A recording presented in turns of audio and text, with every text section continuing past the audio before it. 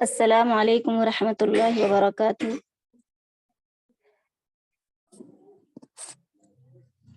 آواز آ رہی کیا؟ جی وعلیکم السلام ورحمۃ اللہ وبرکاتہ۔ الحمدللہ الحمد للہ رب العالمین والصلاة والسلام علی سید الانبیاء والمرسلین وعلی آلہ وصحبہ اجمعین، اما بعد۔ قال اللہ تعالی فی القرآن المجید والفرقان الحمید، فاعوذ باللہ من الشیطان الرجیم، بسم اللہ الرحمن الرحیم۔ وَإِذَا سَأَلَكَ عِبَادِي أَنِّي فَإِنِّي قَرِيبٌ أُجِيبُ دَعْوَةَ الدَّاعِ إِذَا دَعَانِ فَلْيَسْتَجِيبُوا لِي وَلْيُؤْمِنُوا بِي لَعَلَّهُمْ يَرْشُدُونَ۔ میری دینی بہنوں اور ماؤں، آج کے اس مجلس میں میرا عنوان ہے دعا مومن کا ہتھیار۔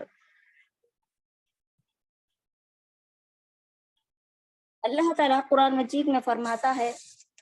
وَقَالَ رَبُّكُمُ ادْعُونِي أَسْتَجِبْ لَكُمْ إِنَّ الَّذِينَ يَسْتَكْبِرُونَ عَنْ عِبَادَتِي سَيَدْخُلُونَ جَهَنَّمَ دَاخِرِينَ۔ تمہارا رب کہتا ہے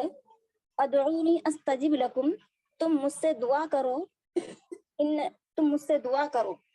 ان الذین یستکبرون عن عبادتی، جو لوگ میری اس عبادت سے یعنی میری دعا سے یعنی اعراض کرتے ہیں، تکبر کرتے ہیں، سیدخلون جہنم داخرین، تو میں ان قریب انہیں جہنم میں رسوا کر کے انہیں جہنم میں داخل کروں گا۔ یہ آیت جو ہے، ایک شخص جو ہے نبی کریم صلی اللہ علیہ وسلم کے دربار میں حاضر ہوتا ہے اور وہ کہتا ہے کہ اے اللہ کے رسول، کیا ہمارا رب قریب ہے کہ ہم اسے جو ہے اتنا قریب ہے کہ ہم اسے جو ہے سرگوشی کے انداز میں ہم اس سے پکاریں، یا وہ اتنا دور ہے کہ ہم اسے جو ہے مطلب بلند آواز میں ہمیں پکاریں۔ تو آپ صلی اللہ جب اس وقت جو ہے آپ صلی اللہ علیہ وسلم خاموش رہے تو اس وقت اللہ تعالیٰ نے جو ہے یہ آیت کریمہ جو ہے نازل فرمائی کہ وقال ربکم ادعونی استجب لکم، کہ تم مجھے، اس وقت جو اللہ تعالیٰ نے یہ آیت نازل فرمائی کہ وَإِذَا سَأَلَكَ عِبَادِي أَنِّي فَإِنِّي قَرِيبٌ، یعنی میرا بندہ میرے بارے میں سوال کرتا ہے آپ انہیں کہہ دیجئے کہ فَإِنِّي قَرِيبٌ، کہ میں انہیں جو ہے میں ان کے بہت زیادہ قریب ہوں، اجیب دعوت الداعِ اذا دعان، یعنی میں ان کی دعا کو قبول کرتا ہوں جب وہ مجھ سے دعا کرتے ہیں، فَلْيَسْتَجِيبُوا لِي، تو انہیں چاہیے کہ وہ مجھ سے ہی دعا کریں، وَلْيُؤْمِنُوا بِي لَعَلَّهُمْ يَرْشُدُونَ، اور وہ اس بات کا یقین رکھے، ایمان بھی رکھے کہ میں ان کی دعا کو قبول کرتا ہوں، لَعَلَّهُمْ يَرْشُدُونَ، تاکہ وہ جو ہے بھلائی حاصل کرنے والوں میں سے ہو جائے۔ میری دینی بہنوں اور ماؤں، اگر اللہ اور بندے کی نسبت اگر مختصر الفاظ میں اگر بتلانا ہو تو اللہ تعالیٰ کے سامنے بندے کی حیثیت جو ہے بہت ہی کم الفاظ میں یہ کہا جا سکتا ہے کہ اللہ تعالیٰ کے پاس سب کچھ ہے اور بندے کے پاس جو ہے محتاجی کے سوا کچھ بھی نہیں ہے۔ اب اللہ تعالیٰ کے پاس دینے کے لیے سب کچھ ہے اور بندے کے پاس لینے کا سلیقہ بھی نہیں ہے۔ کیوں؟ اس لیے کہ اللہ تعالیٰ ساری کائنات کا بنانے والا ہے، ساری مخلوقات کو پیدا کرنے والا ہے، انہیں وجود دینے والا ہے، انہیں زندگی اور موت کا مالک ہے۔ یعنی اللہ تعالیٰ ایسا ہے کہ جو سب کچھ کر سکتا ہے اور وہ جو چاہتا ہے کرتا ہے، لیکن اس میں وہ کسی کا محتاج نہیں ہے، اسے کسی ضرورت مند کی اسے کسی مدد کی ضرورت نہیں ہے۔ ہم اللہ کے سامنے واقعی محتاج ہے، چاہے ہم اس چیز کو مانیں یا نہ مانیں، لیکن مان لینا یہ عبادت ہے اور یہی ایمان کی دلیل ہے، کیونکہ اللہ تعالیٰ قرآن مجید میں فرماتا ہے کہ یا ایھا الناس انتم الفقراء الی اللہ واللہ هو الغنی الحمید، اے لوگوں تم سب کے سب اللہ تعالیٰ کے محتاج ہو۔ یہاں پر اللہ تعالیٰ نے یا ایھا الناس بول کر مخاطب کیا ہے، یعنی اللہ تعالیٰ نے ایمان والوں کو یعنی اے ایمان والوں نہیں کہا، بلکہ اللہ تعالیٰ نے یہاں پر یا ایھا الناس کہہ کر اللہ تعالیٰ اپنے بندوں سے تمام مخلوقات سے تمام انسانوں سے مخاطب کر کے کہتا ہے کہ تم تمام کے تمام لوگ جو ہے، چاہے وہ کافر ہو، چاہے وہ مسلمان ہو، چاہے وہ مشرک ہو، چاہے وہ ملحد ہو، ہر کوئی اللہ تعالیٰ کے محتاج ہے اور اللہ تعالیٰ کے فقیر بندے ہیں، اور اللہ تعالیٰ ہی ایسا ہے کہ وہ غنی اور مالدار اور بے نیاز ہے، اور اللہ تعالیٰ ہی الحمید یعنی تعریفوں کے یعنی اللہ تعالیٰ ہی تعریف کے لائق ہے۔ اللہ تعالیٰ نے جب اور ایک وقال اللہ تعالیٰ نے قرآن مجید میں جو ہے سورہ مومن میں اللہ تعالیٰ نے یہ آیت نازل فرمائی کہ وقال ربکم ادعونی استجب لکم ان الذین یستکبرون عن عبادتی سیدخلون جہنم داخرین، یعنی اللہ تعالیٰ کہتا ہے کہ تمہارا رب کہتا ہے کہ ادعونی استجب لکم، تو مجھے پکارو میں تمہاری دعا کو قبول کروں گا۔ ان الذین یستکبرون عن عبادتی یعنی جو میری اس عبادت سے انحراف کرتے ہیں، تکبر کرتے ہیں، تو میں سیدخلون جہنم داخرین، تو میں ان قریب انہیں جو ہے جہنم میں ذلیل اور رسوا کر کے داخل کروں گا۔ تو اللہ تعالیٰ اپنا ربکم یعنی اللہ تعالیٰ یہاں پر اپنے رب ہونے کی صفت یعنی اللہ تعالیٰ نے اپنے آپ کو اپنے بندے سے جوڑا کہ تمہارا رب، یعنی اللہ تعالیٰ نے ہر انسان کو یعنی ہر انسان سے مخاطب کر کے کہتا ہے کہ ربکم اللہ جو ہے وہ تمہارا رب ہے۔ پھر اللہ تعالیٰ کہتا ہے کہ ادعونی استجب لکم، تم مجھے پکارو۔ پھر اللہ تعالیٰ نے اسی آیت کے آگے ان الذین یستکبرون عن عبادتی یعنی جو لوگ میری اس عبادت سے اعراض کرتے ہیں، تکبر کرتے ہیں، تو اللہ تعالیٰ کہتا ہے کہ میں انہیں جہنم میں ذلیل اور رسوا کر کے داخل کروں گا۔ یعنی جو انسان اللہ تعالیٰ کی اس عبادت سے یعنی دعا کرنے سے، دعا مانگنے سے، اللہ تعالیٰ سے سوال کرنے سے اعراض کرتا ہے، تکبر کرتا ہے، یعنی تکبر کا معنی کیا ہے؟ یعنی میں بڑا ہوں، مجھے کسی چیز کی ضرورت نہیں، مجھے اللہ تعالیٰ کی ضرورت نہیں ہے،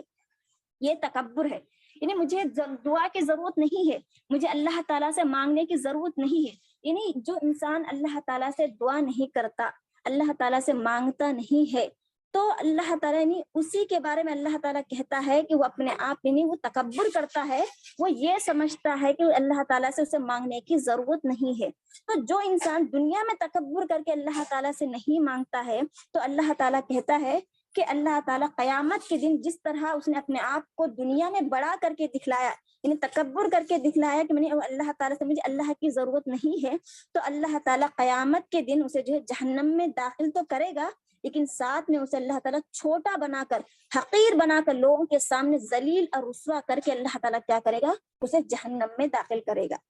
یہاں پر یہ مطلب ہے، یعنی یہ سیدخلون جہنم داخرین، رسوا کر کے اللہ تعالیٰ اسے جہنم میں داخل کرے گا۔ تو اللہ تعالیٰ نے جتنی بھی عبادتیں ہمارے زندگی میں فرض کیے ہیں، جیسا کہ نماز ہے، روزہ ہے، حج ہے، زکوٰۃ ہے، تو ان تمام جو ہے ان تمام عبادتوں کی روح جو ہے وہ تمام عبادتوں کی روح جو ہے دعا ہے۔ اصل عبادت جو ہے ان تمام عبادتوں کی روح اور اصل جو ہے وہ دعا ہے، اس لیے کہ رسول صلی اللہ علیہ وسلم نے فرمایا کہ الدعاء هو العبادہ، دعا ہی عبادت ہے۔ دعا کو عبادت کہا گیا ہے۔ اب جیسا کہ اب دعا عبادت کیسے ہے، اللہ تعالیٰ نے اس آیت میں ہی جو ہے ہمیں بتلایا ہے کہ دعا جو ہے وہ عبادت ہے، یعنی ادعونی استجب لکم، یعنی تم مجھ سے پکارو، اور جو میری اس عبادت سے یعنی اس دعا سے یعنی میری اس عبادت سے اعراض کرے گا، منہ موڑے گا، تکبر کرے گا، تو میں اسے جہنم میں داخل کروں گا۔ تو اس آیت سے ہمیں یہ پتا چلتا ہے کہ دعا جو ہے وہ عین عبادت ہے، دعا ہی عبادت ہے، دعا ہی عبادت ہے۔ تو انسان کو جو ہے جیسا کہ ہم سورہ فاتحہ میں اللہ تعالیٰ نے ہمیں ایک آیت سکھلائی ہے، وہ آیت کیا ہے کہ اللہ تعالیٰ قرآن مجید میں فرماتا ہے کہ ایاک نعبد و ایاک نستعین، یعنی ہم ہر نماز کی ہر قیام میں جو ہم اللہ تعالیٰ سے یہ دعا مانگتے ہیں، ایاک نعبد و ایاک نستعین، اے اللہ ہم تیری ہی عبادت کرتے ہیں اور تجھ ہی سے مدد چاہتے ہیں۔ اس آیت میں اللہ تعالیٰ نے بندے کی دو حالتوں کو بیان کیا ہے، ایک اس کی زندگی کا مقصد، دوسرا جو ہے اس زندگی کے مقصد کو پورا کرنے میں وہ اللہ تعالیٰ کا محتاج ہے، ضرورت مند ہے۔ کیسے دیکھتے ہیں کہ پہلا مقصد کیا ہے؟ ایاک نعبد، یعنی پہلا مقصد اے اللہ ہم تیری ہی عبادت کرتے ہیں. جب وہ یہ کہتا ہے تو اس کی عبادت یعنی اس کا مقصد کیا ہے کہ اے اللہ ہم تیری ہی عبادت کرتے ہیں. عبادت کا مقصد یعنی اللہ تعالیٰ قرآن مجید میں بتایا ہے کہ وما خلقت الجن والانس الا لیعبدون، یعنی اللہ تعالیٰ کی عبادت کا وہ اعتراف کرتا ہے. دوسری حالت اس چیز کو ظاہر کرتی ہے کہ وہ قدم قدم پر اللہ تعالیٰ کا محتاج ہے، دنیا میں رزق لینے کے لیے بھی اور جنت کو حاصل کرنے کے لیے بھی وہ اللہ تعالیٰ کا محتاج ہے. اسی لیے اے اللہ ہم تیری ہی عبادت کرتے ہیں اور تجھ ہی سے مدد چاہتے ہیں، یعنی نعمت اس چیز کا جو ہے انسان جو ہے اعتراف کرتا ہے. اب اس آیت میں اس چیز کا بھی اقرار ہے کہ ایاک نعبد و ایاک نستعین میں کہ ہم تیری عبادت کرتے ہیں اور تیری ہی عبادت کے لیے ہم تجھ ہی سے مدد چاہتے ہیں. یعنی ہم کو جو ہے تیری عبادت کرنا ہے اور تیری عبادت کرنے کے لیے ہم جو ہے تیری ہی مدد بھی چاہتے ہیں، یعنی ہم عبادت کرنے کے لیے بھی ہم تجھ ہی سے مدد چاہتے ہیں. ہمیں جنت کو حاصل کرنا ہے تو ہم تیری ہی مدد چاہتے ہیں. اس جنت کو حاصل کرنے کے لیے ہم جتنی بھی کوششیں کرنا ہے اس چیز کو حاصل کرنے کے لیے، ان کوششوں کو کرنے کے لیے بھی ہم تیرے ہی محتاج ہیں. تو انسان جو ہے اس آیت میں اپنی محتاجگی کا اظہار کرتا ہے اور اپنے رب کی عبادت کا، یعنی اللہ ہم تیری ہی عبادت کرتے ہیں، ہم تیرے ساتھ کسی کو شریک نہیں کرتے ہیں، وہ اس چیز کا اعتراف کرتا ہے.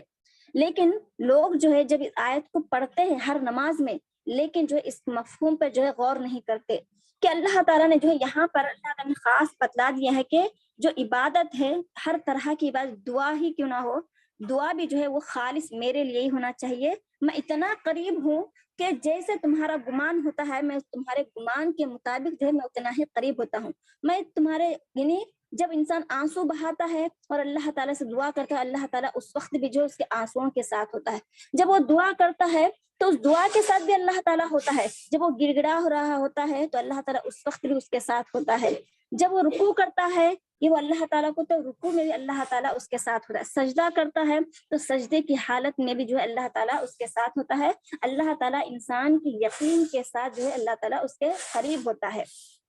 اب ایک حدیث میں آتا ہے کہ رسول صلی اللہ علیہ وسلم نے فرمایا کہ افضل العبادہ الدعاء، یعنی دعا جو ہے عبادت میں سب سے افضل عبادت ہے. اللہ تعالیٰ نے حدیث میں یہ کیوں کہا گیا کہ مطلب عبادتوں میں سب سے افضل عبادت دعا ہے؟ ہم اس کو دیکھتے ہیں. دعا میں کئی چیزیں ہیں جو اس کی شان کو بڑھاتی ہے. کیسے؟ یعنی دعا کرنے والا اس بات کا ثبوت دے رہا ہوتا ہے کہ میں مانگتا ہوں اللہ، اور اللہ تعالیٰ جو ہے وہ سنتا ہے، چاہے میں کہیں سے بھی پکاروں. یہ کیا ہے؟ یہ ایمان ہے. یعنی انسان کا یہ ایمان اور یقین ہے جو اسے اللہ کے ساتھ اس کا جو عقیدہ ہے، میں مانگتا ہوں تو اللہ تعالیٰ کہتا ہے کہ نہیں، میں مانگتا ہوں تو اللہ تعالیٰ جو ہے وہ سنتا ہے. یعنی یہ اللہ تعالیٰ کے اسماء و صفات کا جو ہے اعتراف ہے، اللہ تعالیٰ کے ربوبیت کا اعتراف ہے کہ اللہ تعالیٰ جو ہے سخی ہے. کتنے لوگ ایسے ہیں جن کے پاس ہوتا ہے لیکن وہ دیتے نہیں ہیں، لیکن اللہ تعالیٰ دیتا ہے، وہ اس چیز کا اعتراف ہے. یعنی اللہ تعالیٰ کے دینے کا اعتراف ہے. دعا میں اس بات کا بھی اعتراف ہے کہ میں محتاج ہوں، مجھے مانگنے کی ضرورت ہے. یعنی اللہ تعالیٰ سے وہ اس چیز کا اعتراف کرتا ہے. جیسا کہ فرعون جو ہے انا ربکم الاعلی نے اپنے آپ کو کیا کہتا ہے؟ میں ہی سب سے بڑا رب ہوں.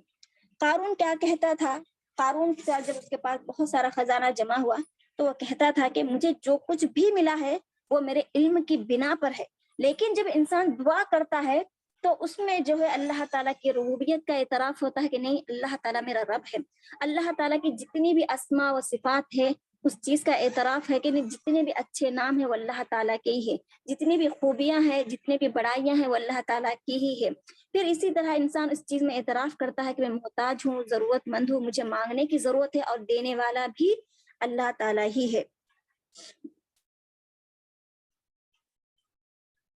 اب دعا میں جو ہے انسان کی اپنی اصل حیثیت کو جو ہے یاد کرنا ہے، یعنی ریمائنڈر کرنا ہے کہ تو کون ہے، یعنی میں کون ہوں. تو اللہ تعالیٰ کہتا ہے، یعنی انسان اپنے آپ کو یاد کرتا ہے، ریمائنڈر کرتا ہے کہ میں کون ہوں. یعنی میں فقیر ہوں، میں محتاج ہوں. تو یہ بہت بڑا جو ہے اب انسان جو ہے تو یہ اللہ تعالیٰ کے لیے یعنی انسان کے لیے ایک بہت بڑا کیا بولیں گے، اللہ تعالیٰ نے دعا کا جو ایک بہت بڑا وسیلہ بنایا ہے، جس کے ذریعے انسان جو ہے مطلب اپنی آنے والی مصیبتوں کو، اپنی پریشانیوں کو، اپنی تکلیفوں کو جو ہے اس کے ذریعے اللہ تعالیٰ مانگ کر اپنی تقدیر کو جو ہے اپنے تقدیر کو جو ہے پلٹ سکتا ہے، اپنے تقدیر کو جو ہے وہ بدل سکتا ہے۔ اب کیا ہے، اب انسان جو ہے دنیا میں بہت بڑا بزنس مین ہو سکتا ہے، دنیا والوں کے لیے بہت بڑا مطلب کسی بڑے انڈسٹری کا مالک ہو سکتا ہے، اب بہت بڑا کروڑ پتی ہو سکتا ہے، لیکن کس کی نظر میں؟ صرف دنیا والوں کی نظر میں۔ لیکن اسے بھی مانگنے کی مطلب اسے بھی اگر وہ محتاج ہے تو وہ بھی ایسا شخص بھی جو ہے اللہ تعالیٰ کا ہی محتاج ہے، کیونکہ جو انسان جب آتا ہے تو خالی ہاتھ آتا ہے، جب وہ جاتا بھی ہے تو خالی ہاتھ ہی جو اس دنیا سے وہ چلا جاتا ہے۔ تو کوئی انسان بہت بڑا یعنی مالدار بھی کیوں نہ ہو، لیکن اس وقت بھی جو ہے وہ اللہ تعالیٰ کی محتاج ہے، اپنی اس مال کو بقا کے لیے، انہیں اس مال کو باقی رکھنے کے لیے بھی، اس مال میں برکت کے لیے بھی، اپنے سکون کے لیے بھی، اپنے خوشیوں کے لیے بھی اسے اللہ تعالیٰ سے مانگنے کی ضرورت ہوتی ہے۔ اب انسان کیا سمجھتا ہے، جو کچھ بھی ہے وہ میرا ہی ہے، اب وہ مجھ سے کبھی چھینا ہی نہیں جا سکتا ہے، لیکن ایسا ہو سکتا ہے کہ مطلب اللہ تعالیٰ اس سے اچانک وہ تمام چیزیں چھین لے جو اللہ تعالیٰ نے سے مال اور اسباب اور صحت کی شکل میں، جو پاور کی شکل میں اللہ تعالیٰ نے سے دیا ہے۔ اب ان تمام چیزوں کو اپنے پاس رکھنا بھی ہے تو اس چیز کے لیے بھی جو ہے انسان کو کیا چاہیے، دعا کی ضرورت ہے، یعنی کہ مالدار انسان کو بھی، ایک غریب انسان کو بھی، ہر انسان کو جو ہے اللہ تعالیٰ سے مانگنے کی ضرورت ہے، کیونکہ وہ اللہ تعالیٰ کا محتاج ہے۔ اب جو ہے حدیث میں آتا ہے، مستدرک حاکم کی حدیث ہے کہ رسول صلی اللہ علیہ وسلم نے فرمایا، لیس شیء اکرم علی اللہ تعالی، یعنی اللہ تعالیٰ کے نزدیک جو ہے، دعا سے بڑھ کر کوئی یعنی بزرگی عزت والی چیز نہیں ہے۔ لیس شیء اکرم علی اللہ تعالی من الدعاء، اللہ تعالیٰ کے نزدیک دعا سے بڑھ کر کوئی عزت کی چیز نہیں ہے، یعنی عزت دعا ایسی ہے۔ اب ہم کسی انسان کے پاس جاتے ہیں، ہم اسے مانگتے ہیں، ایک مرتبہ مانگتے ہیں، دو مرتبہ مانگتے ہیں، تیسری مرتبہ ہمیں شرم آنے لگتی ہے، لیکن جب ہم اللہ تعالیٰ نے فطری طور پر اللہ تعالیٰ نے انسان کے اندر یہ چیز ڈال دیا ہے کہ انسان اللہ تعالیٰ سے مطلب جو چاہے وہ مانگتا ہے، جو انسان جو چاہے مانگتا ہے، ایک مطلب کئی مرتبہ مانگتا ہے، لیکن اللہ تعالیٰ سے مانگنے میں اسے شرم نہیں آتی۔ پھر اسی طرح جب انسان دنیا میں کسی کے پاس مانگتا ہے، ایک دو تین مرتبہ، لیکن اس کے بعد شرم آتی ہے، پھر وہ انسان جو ہے کیا ہے، مطلب وہ انسان اس کو دھتکار بھی سکتا ہے۔ لیکن اللہ تعالیٰ کیا کہتا ہے، اللہ تعالیٰ کا معاملہ ایسا ہے کہ اللہ تعالیٰ سے جتنا مانگا جائے اللہ تعالیٰ اس کا خوش ہوتا ہے، اور اللہ تعالیٰ سے جتنا نہ مانگا جائے اللہ تعالیٰ جو ہے اس سے اتنا ہی ناراض ہوتا ہے۔ اسی لیے اللہ تعالیٰ قرآن مجید میں کیا فرماتا ہے، اللہ تعالیٰ قرآن مجید میں فرمایا کہ وقال ربکم ادعونی استجب لکم، تم میرے بندے سے نہیں، تمہارا رب کہتا ہے کہ تم مجھے پکارو، جو مجھ سے نہیں مانگتے ہیں، میری دعا سے اعراض کرتے ہیں، تکبر کرتے ہیں، تو ایسے لوگوں کو ہی میں اللہ تعالیٰ میں جہنم میں رسوا کر کے داخل کروں گا۔ تو اس آیت سے بھی ہمیں یہ معلوم ہوتا ہے کہ جو ہے اللہ تعالیٰ مانگنے سے خوش ہوتا ہے، اور دنیا والے مانگنے سے ناراض ہوتے ہیں اور اسے حقیر نظر سے دیکھتے ہیں، لیکن اللہ تعالیٰ کے سامنے ایسا معاملہ نہیں ہے۔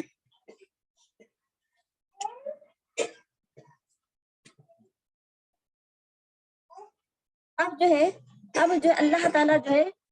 تعالیٰ سے مانگیں گے تو اللہ تعالیٰ کیا کرے گا، دے گا، اللہ جو مانگے وہ دے گا، اور ساتھ میں کیا ہے، اللہ تعالیٰ عزت بھی دے گا۔ کیوں، یہ کون سا طریقہ ہے بھائی، ہم دیکھیں تو یہ اللہ تعالیٰ، یہ کیا ہے، کس کا طریقہ ہے، یہ اللہ تعالیٰ کا طریقہ ہے۔ تو اس سے معلوم ہوتا ہے کہ دعا اللہ تعالیٰ کے نزدیک بہت ہی عزت کی چیز ہے، اب جو ہے دعا سے جو ہے، دعا ہی ایک ایسی چیز ہے جو تقدیر کو بدل سکتی ہے۔ اب انسان جو ہے اللہ تعالیٰ اسباب اور وسائل کا محتاج نہیں ہے۔ ہم دیکھیں گے ابراہیم علیہ السلام اور زکریا علیہ السلام کا ہم جب واقعہ دیکھیں گے، ابراہیم علیہ السلام جو ہے ایک بڑھاپے کی عمر کو پہنچ چکے ہیں، اور جو ہے زکریا علیہ السلام بھی جو ہے بڑھاپے کی عمر کو پہنچ چکے ہیں۔ ابراہیم علیہ السلام جو ہے 80 سے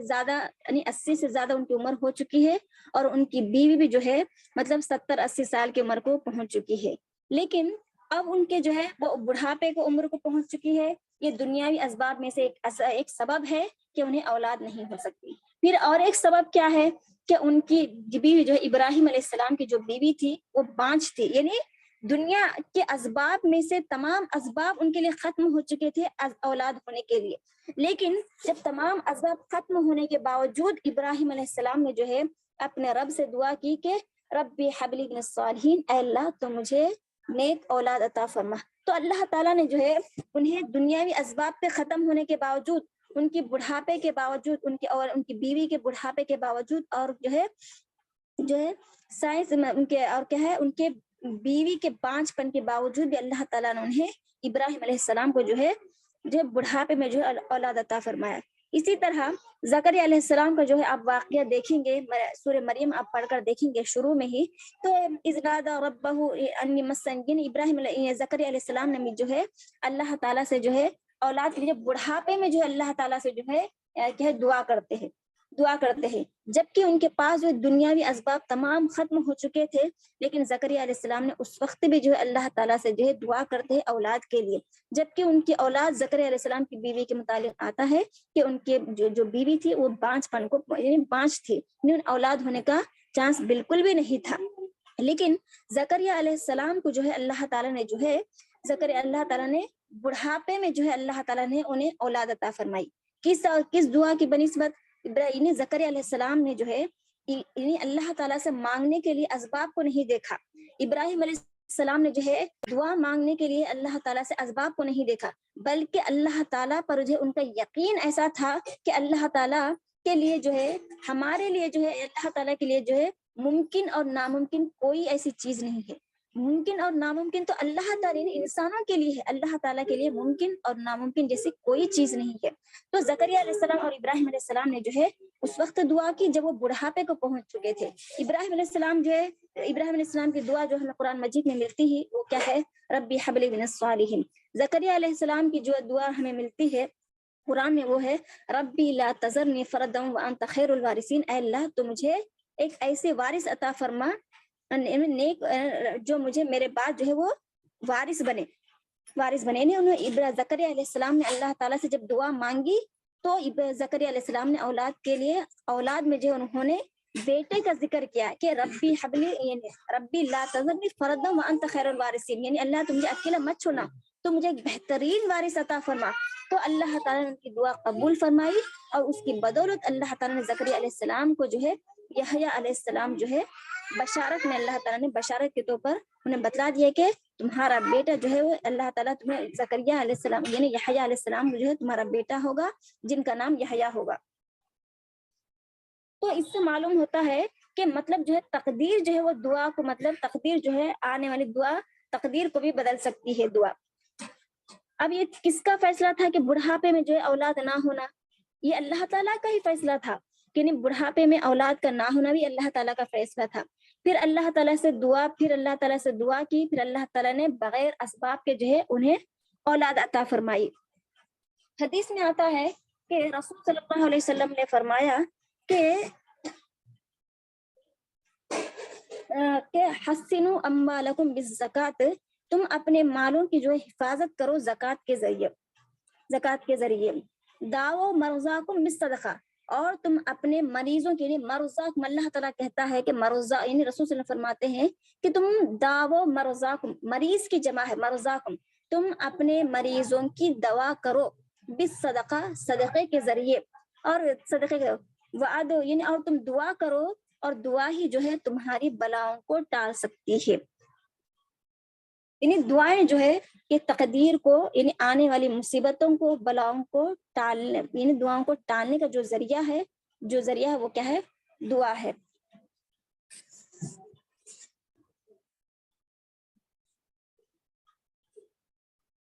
اب دعائیں جو ہے انسان کو دو طرح سے فائدہ دیتی ہے. یعنی انسان کو ابھی یعنی جب جو مصیبت آئی ہے یعنی اس مصیبت کے لیے بھی فائدہ دیتی ہے جو اس پر نازل ہوئی ہے، اور اس مصیبت کے لیے بھی جو ابھی نہیں آئی ہے، یعنی دونوں طرح سے جو ہے اس کے لیے عافیت کا کام کرتی ہے. یعنی اللہ تعالیٰ جو ہے اس دعا کے ذریعے جو ہے آنے والی مصیبت کو بھی ٹالتا ہے، اور کبھی جو ہے آئی ہوئی مصیبت کو جو ہے اللہ تعالیٰ اس دعا کے ذریعے اللہ تعالیٰ اس مصیبت کو ٹال دیتا ہے، ختم کر دیتا ہے، دور کر دیتا ہے۔ اب انسان جو ہے اب ہم لوگوں میں جو ہے جب ہم کسی کے لیے دعا کرنے کے لیے، جب ہم کسی کے لیے دعا کرنے کا جب معاملہ آتا ہے، ہم اپنے بھائی کے لیے دعا کرنے کا معاملہ آتا ہے، تو ہم کنجوسی اور بخیلی سے کام لیتے ہیں کہ مطلب کیا میں اتنی اچھی دعا میں اس کو دوں کیا، ایسا مطلب ان کے دل میں جو ہے حسد جیسی چیز جو ہے انسان کے اندر پیدا ہوتی ہے۔ تو صحابہ کا یعنی سلف کا جو معمول تھا کہ جب ان کی دعا قبول نہیں ہوتی تھی تو وہ لوگ کیا کرتے تھے، تو وہ لوگ جو ہے اپنے بھائیوں کے لیے دعا کرتے تھے، کیونکہ حدیث میں آتا ہے کہ دعوت المرء المسلم لاخیہ، یعنی حدیث میں آتا ہے کہ ایک مسلمان جو ہے جب اپنے غیر موجود بھائی کے لیے جب وہ دعا کرتا ہے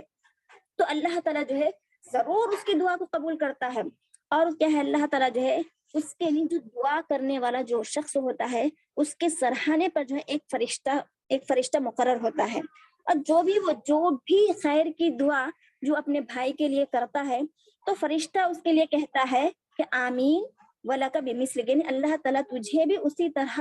خیر عطا فرمائے، یعنی اللہ تعالیٰ نے جو یعنی اللہ تعالیٰ کیا کہتا ہے، فرشتہ فوراً کیا ہے، آمین کہتا ہے۔ تو جو دعا وہ اپنے بھائی کے لیے کرتا ہے تو فرشتہ آمین کرتا ہے، اور جو اللہ تعالیٰ سے دعا کرتا ہے کہ اے اللہ، یعنی تجھے اللہ تعالیٰ بھی تجھے اسی کے مطابق اسی طرح خیر عطا فرمائے۔ تو فوراً وہ جو دعا اپنے بھائی کے لیے انسان کرتا ہے وہ دعا سب سے پہلے اسی کے حق میں قبول ہوتی ہے، یعنی جو انسان دعا کرتا ہے اسی کے حق میں وہ دعا قبول ہوتی ہے، پھر اس کے بعد اللہ تعالیٰ جس کے لیے دعا کیا ہے اس انسان کے حق میں بھی وہ دعا قبول ہوتی ہے۔ تو اب یہ شرط ہے کہ مطلب کیا ہے، اب انسان ہو سکتا ہے کہ مطلب انسان وہ زندہ ہو یا نہ ہو، تو ہم ایک زندہ انسان کے لیے بھی دعا کر سکتے ہیں، اور ایک جو ہے ایک جو مرنے والا ہے مطلب جو غیر حاضر ہے جو اس دنیا سے چلا گیا ہے، ہم اس شخص کے لیے بھی ہم دعا کر سکتے ہیں، کیونکہ حدیث میں آتا ہے کہ ایک انسان کا درجہ جو ہے قیامت کے دن اللہ تعالیٰ اچانک بلند کرے گا، اس کا دیکھتے ہوئے اچانک اس کا درجہ بلند ہو جاتا ہے اور اس کے جو ہے گناہ معاف ہو جاتے ہیں۔ تو وہ شخص کہتا ہے کہ اے اللہ، میری ایسی کون سی نیکی ہے جس کی بدولت جو ہے جو تو نے مجھے میرے درجے کو جو ہے بلند کیا ہے، تو اللہ تعالیٰ کہے گا کہ یہ تیری اولاد کے دعا کرنے کی وجہ سے اللہ تعالیٰ کیا ہے تیرے درجے کو بلند کیا ہے۔ تو ایک مرنے والے کے انسان کے لیے ہم سب سے بہترین تحفہ ہم جو دے سکتے ہیں تو وہ دعا سے بہتر کوئی چیز نہیں ہو سکتی ہے۔ تو ہمیں چاہیے کہ ہم اپنے جو بھی اگر ہم کوئی چیز مانگ رہے ہیں، اگر وہ چیز ہمارے حق میں قبول نہیں ہو رہی ہے تو ہمیں چاہیے کہ ہم اس دعا کو جو ہے اپنے بھائی کے لیے کریں، جو ضرورت مند ہے اس بھائی کے لیے کریں، تو اللہ تعالیٰ کیا کرے گا، وہ اس دعا کو جو ہے ہمارے لیے بھی قبول کرے گا اور اس بھائی کے لیے بھی دعا اللہ تعالیٰ قبول کرے گا۔ اب اسی طرح اگر ہم کسی انسان کو، کسی دوست کو، کسی قریبی انسان کو، قریبی رشتے دار کو ہمیں جو ہے کوئی تحفے میں کوئی چیز دینا ہے جو اس دنیا سے رخصت ہو چکا ہے، ہم اسے کچھ کر نہیں سکتے، لیکن ہم اسے عذاب سے بچانے کے لیے، ہم اسے اس کے گناہ میں کمی کرنے کے لیے ہم اسے جو ہے دعا کر سکتے ہیں۔ دعا سے بڑھ کر جو ہے اس کے لیے کوئی تحفہ نہیں ہو سکتا۔ انسان جو ہے حدیث میں آتا ہے کہ ایک انسان کو، ایک زندہ انسان کے لیے جتنی دعا کی ضرورت ہے، مردہ انسان کو زندے سے زیادہ جو ہے دعا کی زندے سے زیادہ ایک مردہ انسان کو جو ہے دعا کی ضرورت پڑتی ہے۔ تو ہمیں جو ہے ایک مردہ جو انسان اس دنیا سے رخصت ہو چکا ہے، تو ہم جو ہے اس انسان کے لیے جو ہے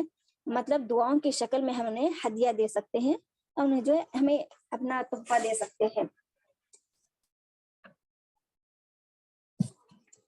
اب جو ہے دعا کے بھی، اب ہم جو ہے ہر کوئی کہتا ہے کہ ہم دعا کرتے ہیں لیکن ہماری دعائیں جو ہے وہ قبول نہیں ہوتی ہے، تو اللہ تعالیٰ نے جو ہے دعا کے بھی کچھ جو ہے آداب بتلائے ہیں۔ تو دعا کے جو آداب ہے ان میں سے ایک ادب کیا ہے کہ اللہ تعالیٰ نے جو ہے سب سے پہلے دعا کے ادب میں جو سب سے پہلا ادب یہ ہے کہ جب ہم دعا کریں تو سب سے پہلے اللہ تعالیٰ کے حمد اور اس پر جو ہے درود بھیجے، کیونکہ فضالہ بن عبید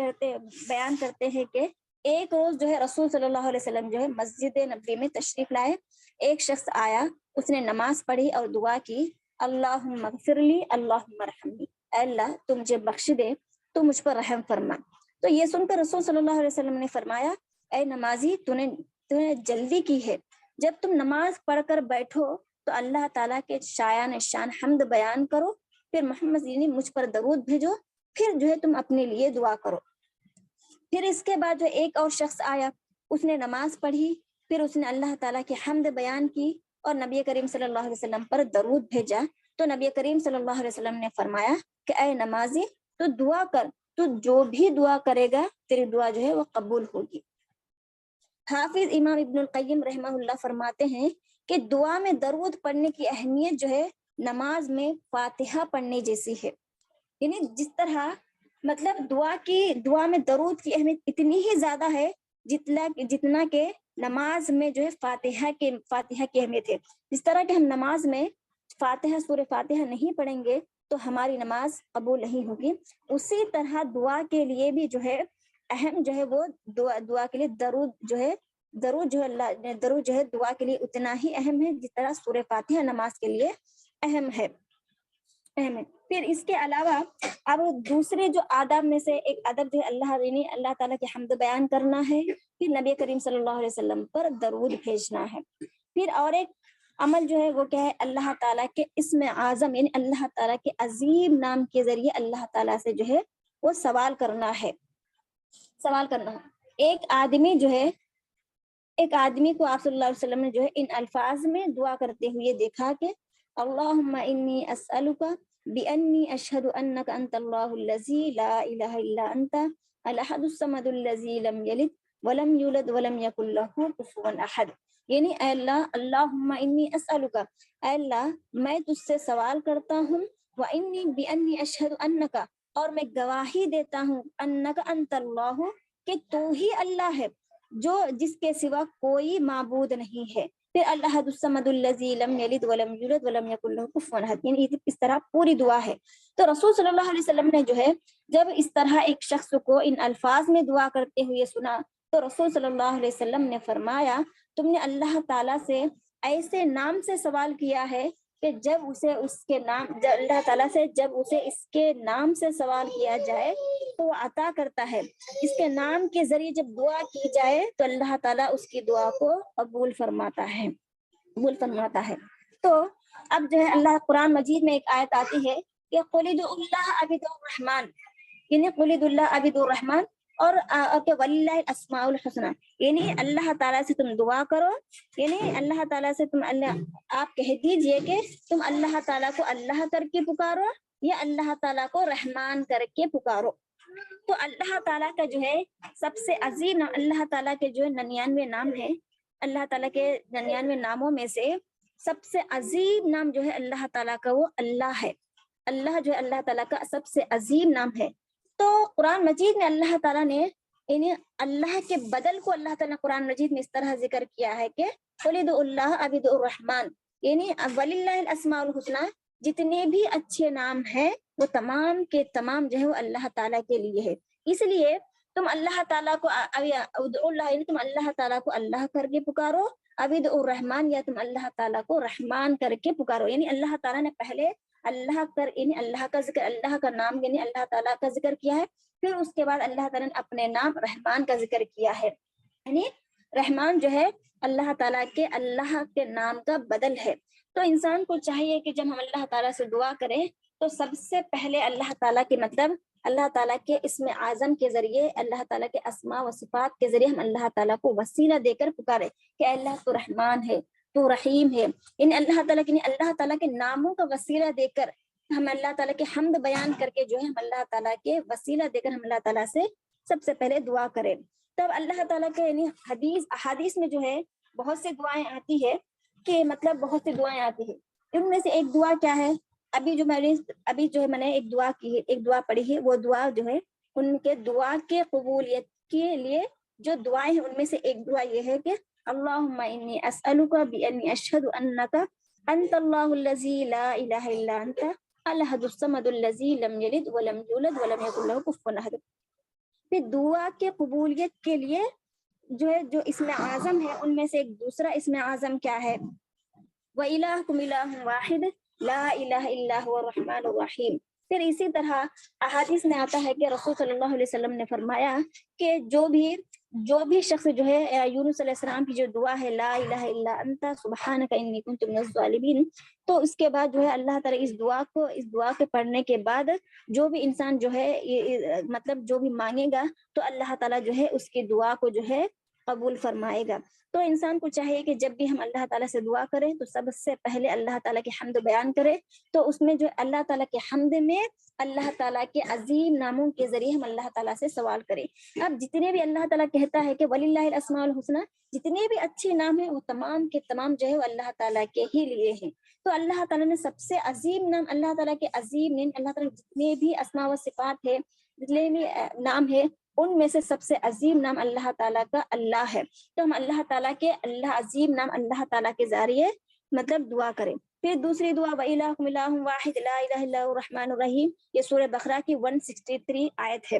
اسی طرح لا الہ الا انت یونس علیہ السلام کی دعا، اس دعا کے ذریعے بھی جب دعا کریں گے تو اللہ تعالیٰ ہماری دعا کو قبول فرماتا ہے۔ پھر اسی طرح ہم جو ہے سورہ فاتحہ بھی پڑھ سکتے ہیں، یعنی سورہ فاتحہ میں جو ہے اللہ تعالیٰ کی جو شروع میں جو ہے اللہ تعالیٰ کی حمد ہے، تو یہ جو ہے سورہ فاتحہ جو ہے دعا بھی ہے، تو سورہ فاتحہ کو دعا بھی کہا گیا ہے۔ تو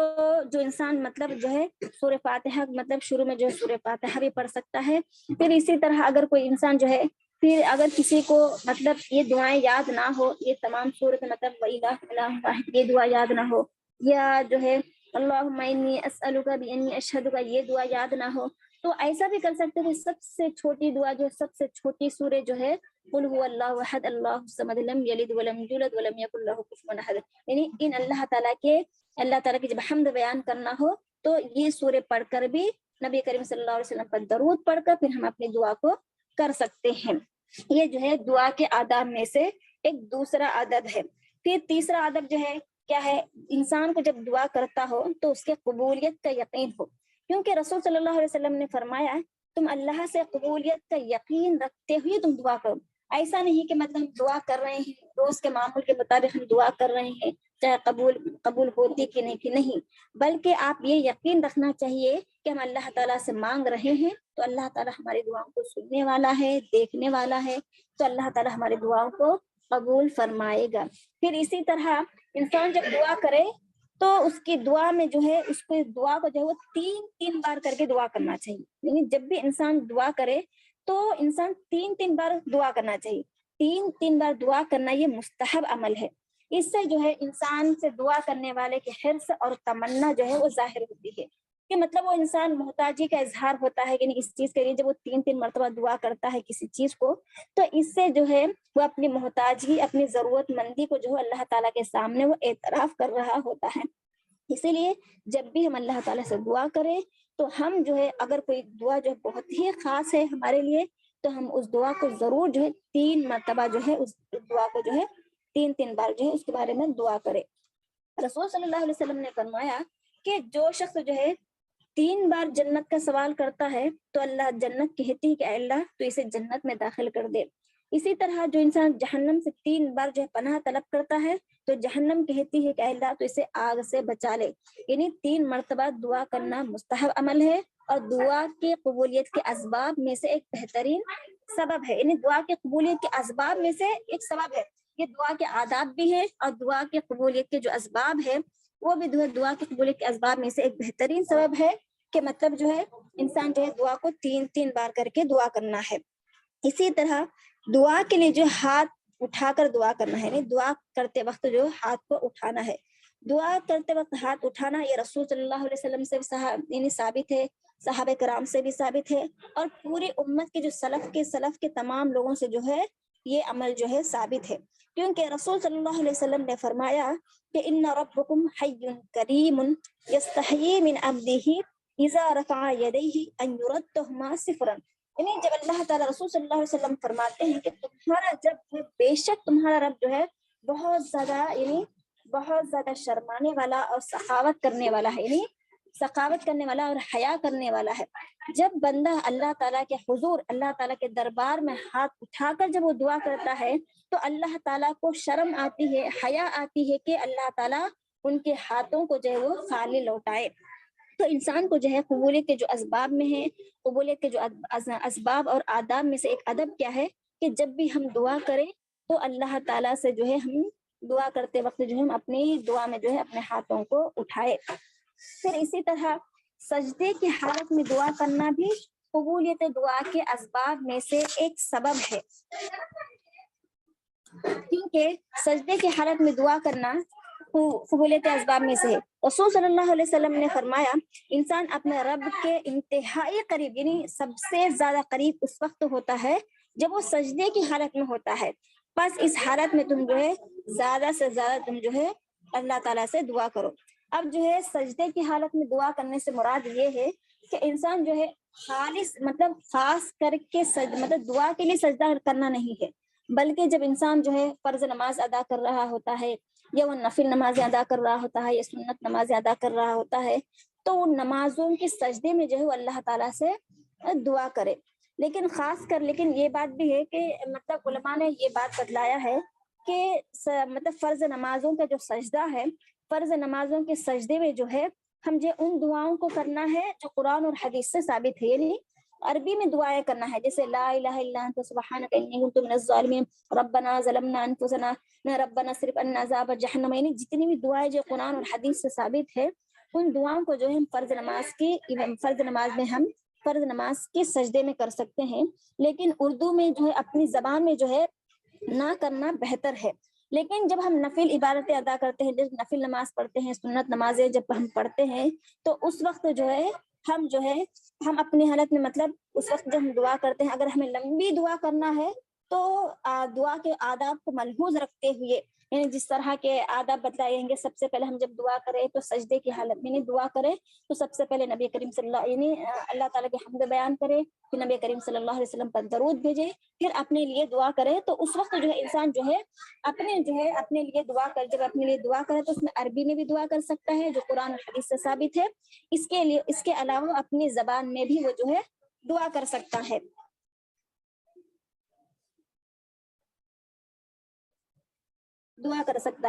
اس کے علاوہ جو ہے اب جو ہے دعا کے قبولیت کی جو شرائط ہے ان میں سے ایک شرط کیا ہے، دعا کے قبولیت کے جو شرائط ہے ان میں سے پہلی شرط یعنی دعا کے قبول ہونے کے لیے بھی شرطیں ہیں کہ مطلب وہ انسان کہتا ہے کہ مطلب میں دعائیں کرتی ہوں میری دعائیں قبول نہیں ہوتی ہے، ایسا بالکل بھی نہیں ہے. اللہ تعالیٰ جو ہے ہر انسان کی دعا کو جو ہے وہ قبول فرماتا ہے. اب کوئی بھی پتا اس زمین پر کوئی ایسا درخت نہیں ہے جس کا پتا جو ہے جس کا پتا زمین پر وہ گرتا ہو لیکن اللہ تعالیٰ کو اس کے بارے میں علم نہ ہو. یعنی اللہ تعالیٰ اب دیکھیے اس زمین پر اس دنیا میں کتنی لاکھوں اربوں خربوں انگنت یعنی درخت ہے، لیکن اللہ تعالیٰ کو اس درخت کے پتے کی بھی خبر ہے. یعنی کوئی بھی پتا اللہ تعالیٰ کے علم اور اللہ تعالیٰ کی مرضی کے بغیر جھڑتا بھی نہیں ہے. تو اللہ تعالیٰ کیسے غافل ہو سکتا ہے انسان کی آنسوؤں سے، انسان کی فریاد سے، انسان کی تکلیف سے؟ جب اللہ تعالیٰ جب ایک درخت سے گرا ہوا پتے کا علم جب اللہ تعالیٰ کو ہے تو اللہ تعالیٰ اپنے بندوں سے کیسے غافل ہو سکتا ہے؟ تو اللہ تعالیٰ جو ہے اپنے بندوں سے غافل نہیں ہے، لیکن جو ہے اللہ تعالیٰ کے پاس دینے کے لیے جو ہے بہت کچھ ہے، لیکن ہمارے پاس جو ہے ایسا ہو سکتا ہے کہ ہماری دعاؤں میں جو ہے کچھ کمی ہے، یا ہمارے مانگنے میں کچھ کمی ہے، یا ہمارے اندر جو ہے کچھ کمی ہے جس کی وجہ سے ہماری دعا قبول نہیں ہوتی ہے. لیکن ہم دعا کے آداب کو اور دعا کے شرائط پر ہم ملحوظ رکھیں گے تو اللہ تعالیٰ ضرور ہماری دعاؤں کو جو ہے وہ قبول فرمائے گا. اسی طرح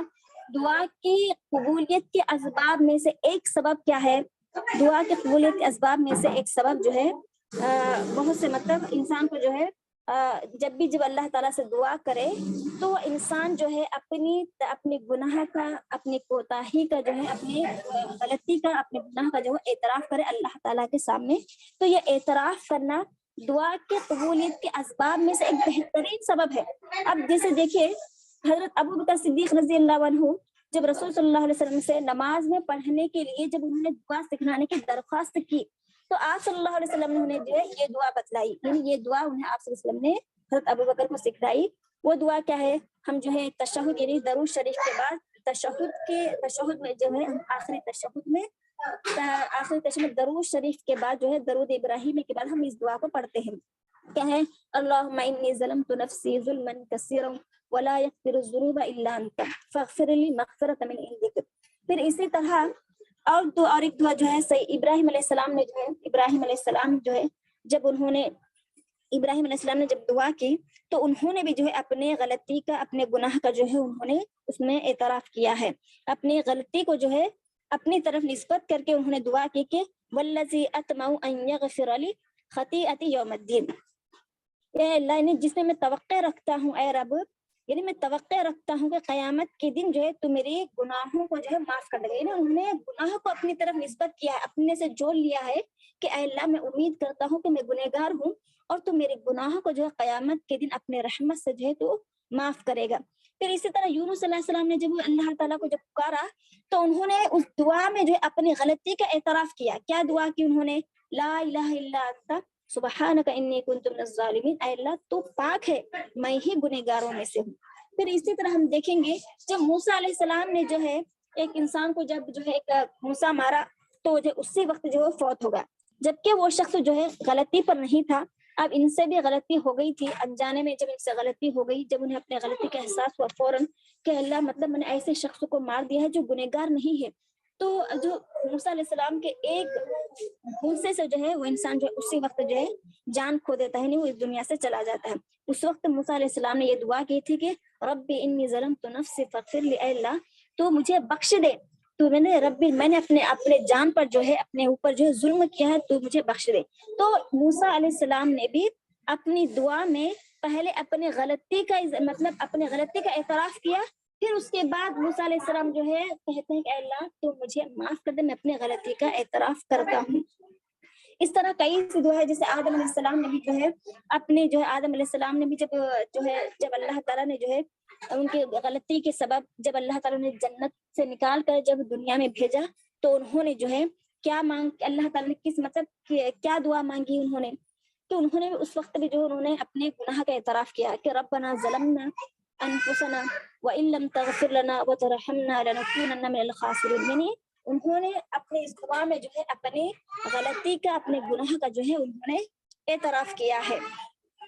تو قبولیت دعا کے